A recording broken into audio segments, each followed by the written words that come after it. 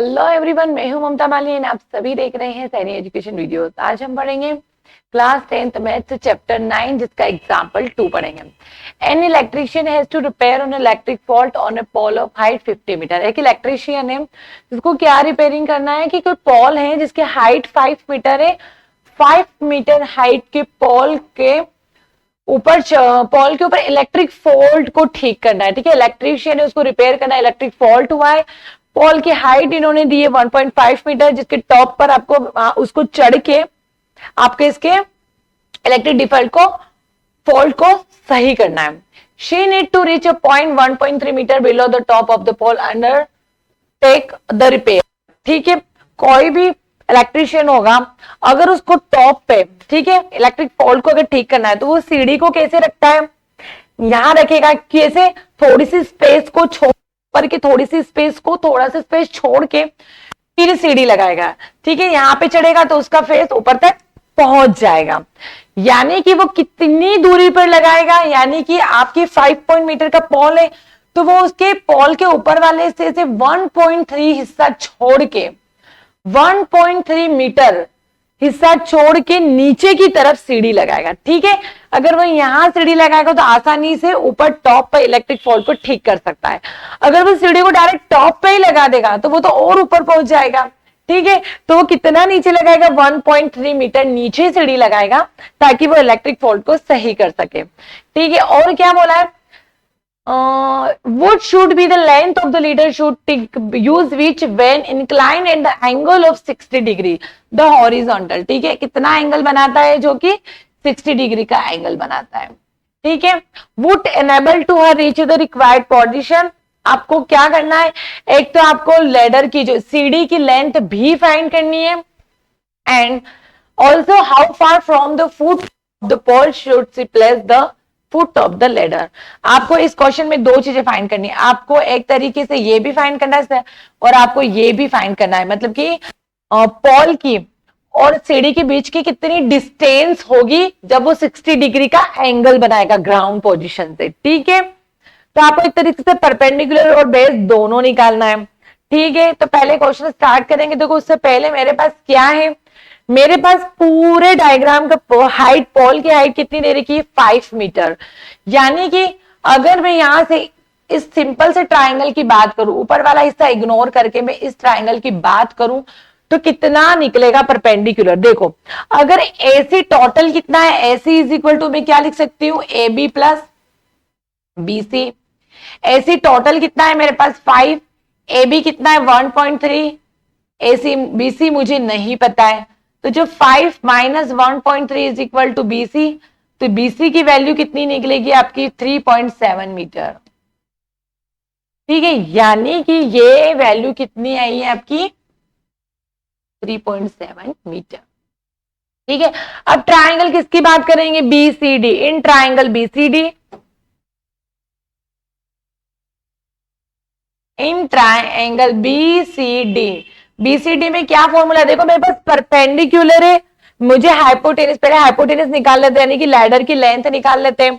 तो परपेंडिकुलर और हाइपोटेनस का रिलेशन आपका कहां बनता है, देखो PBBHHB, परपेंडिकुलर और हाइपोटेनस का रिलेशन बनता है साइन के अंतर्गत। ठीक है, तो फॉर्मूला अप्लाई होगा आपका sine 60 degree is equal to क्या, परपेंडिकुलर और हाइपोटेनस।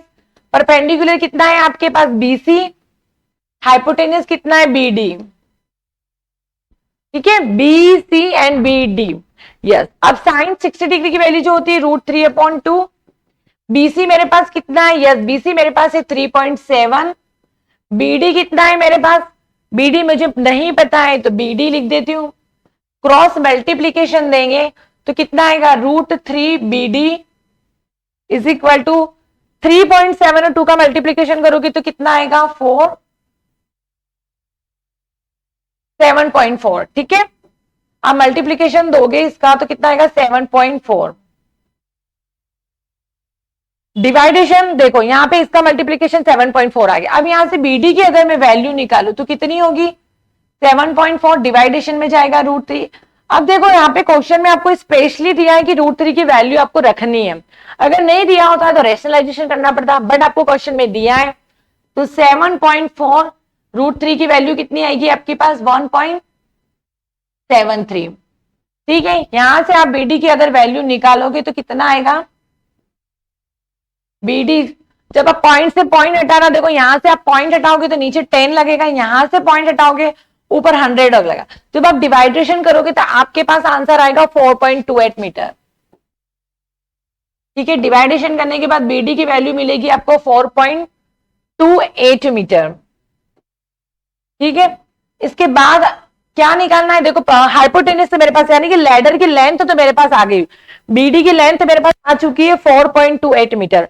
अब मुझे क्वेश्चन में एक और पूछा है कि यहां से यहां तक की डिस्टेंस पूछिए, यानी कि लैडर जो है, सीढ़ी जो है वो पॉल से कितनी डिस्टेंस पे 60 डिग्री का एंगल बनाएगी। तो डिस्टेंस निकालनी, यानी कि अपने को बेस चाहिए। परपेंडिकुलर बेस का रिलेशन किस में बनता है, देखो इन ट्राइंगल वही सीडी। ठीक है, बीसीडी में फॉर्मूला क्या अप्लाई होगा, परपेंडिकुलर बेस का रिलेशन बनता है 10 के अंतर्गत, तो फॉर्मूला अप्लाई करोगे आप। ठीक है, तो 10 60 तो परपेंडिकुलर कितना है मेरे पास 60 डिग्री। परपेंडिकुलर कितना है मेरे पास बीसी, बेस कितना है सीडी। ठीक है, 10 60 डिग्री की वैल्यू होती है √3। बीसी की जो वैल्यू है, बीसी कितना है आपके पास 3.7। ठीक है, सीडी मेरे पास नहीं है तो सीडी क्रॉस मल्टीप्लीकेशन देते हैं, तो √3 CD is equal to 3.7, CD is equal to 3.7 upon √3। यहां से क्वेश्चन में स्पेशली बोला है कि √3 की वैल्यू भी रखनी है, तो CD इज इक्वल टू 3.7 1.73। जब आप ऊपर से पॉइंट हटाओगे तो नीचे 10 देना, और यहां से जब आप पॉइंट हटाओगे, नीचे से पॉइंट हटाओगे, ऊपर आप 100 का मल्टीप्लीकेशन करना, और जब आप डिवाइडेशन करोगे तो आपके पास आएगा 2.14 मीटर। ठीक है, यानी कि लैडर की लेंथ तो आई है मेरे पास, बीडी की लेंथ आई है 4.28 मीटर, एंड यहां से यहां तक का डिस्टेंस जो होगा लैडर से, जो सीडी का जो डिस्टेंस होगा पॉल से 60 डिग्री के एंगल पर, तो वहां का जो डिस्टेंस होगा सीडी यानी कि 2.14 मीटर। ठीक है, आई होप आपको क्वेश्चन समझ आया होगा। नेक्स्ट एग्जांपल नेक्स्ट वीडियो में पढ़ेंगे।